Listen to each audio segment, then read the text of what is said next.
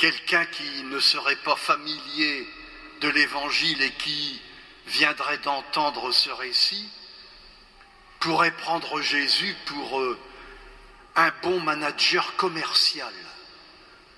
En effet, qu'est-ce qu'on voit? Jésus qui convoque sa garde rapprochée, les 12, et tout le monde, comme un seul homme, se précipite autour de lui et il les envoie en mission avec des consignes précises et tout le monde s'exécute, comme si tout était réglé comme du papier à musique. D'ailleurs, ça marche. Et la preuve, c'est que Jésus va récidiver. Quelque temps après, il va retenter la même opération, cette fois pas avec 12, mais avec 72. Et cette fois-là, l'Évangile nous décrit le retour de mission. C'est l'euphorie. Tout le monde revient, heureux comme tout, d'avoir fait cette expérience unique de participer à la mission de Jésus. Ceux qui sont aujourd'hui plongés dans la mission ne peuvent pas s'empêcher d'entendre cela, ce portrait de Jésus manager avec un certain sourire sceptique. Parce que la réalité de la mission aujourd'hui, c'est pas ça. C'est pas ça. C'est pas une organisation impeccable qui va de succès en succès. Moi, j'ai l'expérience que je ne marche pas sur l'eau. Je rame. Et la mission, c'est souvent la galère. D'ailleurs, quand on fait bien attention à cet épisode, on s'aperçoit que, en fait, ce portrait de Jésus manager ne correspond pas non plus à la réalité de l'Évangile, surtout quand on s'aperçoit des consignes que Jésus donne à ses apôtres, en particulier cette consigne: ne prenez rien pour la route sauf un bâton, pas de pain, pas de sac, pas d'argent. Autrement dit, partir avec Jésus, c'est partir en acceptant d'être démuni, sans sécurité, c'est accepter de partir pauvre. Et notre époque et notre société et nous n'aimons pas ça.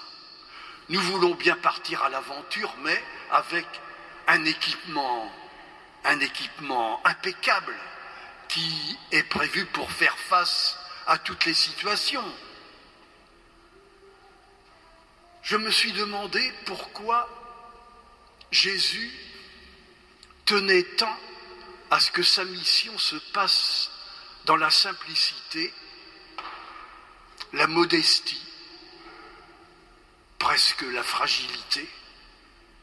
J'ai trouvé deux raisons. La première, c'est que quand vous avez un message à communiquer, vous êtes tenté de l'habiller avec des choses qui sont rutilantes et brillantes, qui vont pouvoir attirer. Et Jésus n'a pas voulu prendre ce risque, parce que ainsi on est souvent plus tenté par l'enveloppe que par le cœur du message.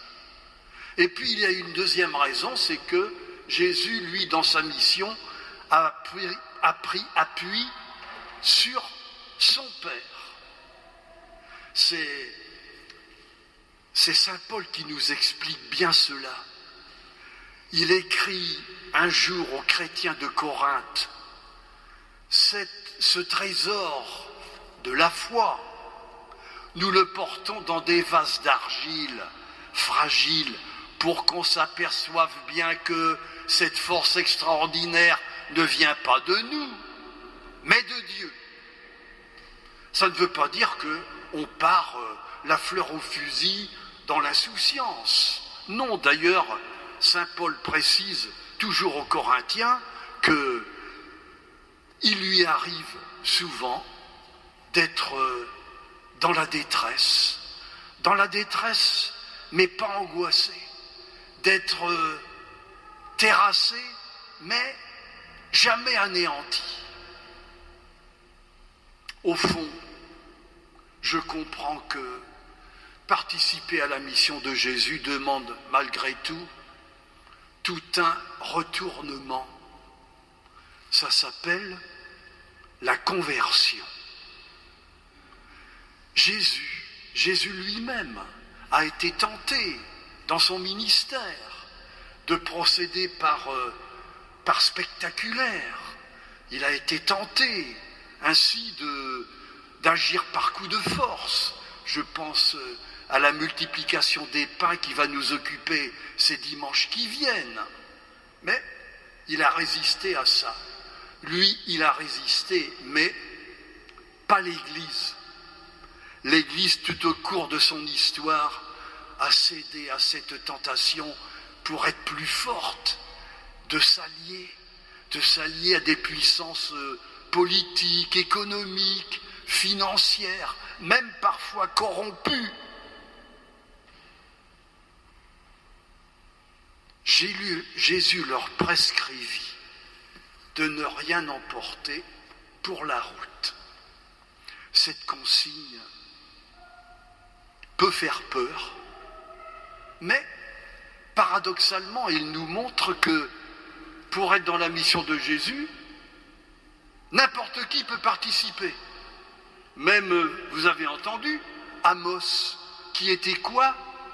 Bouvier. Il gardait les vaches. Rien n'est exigé pour entrer dans la mission de Jésus, sauf l'envie de le suivre.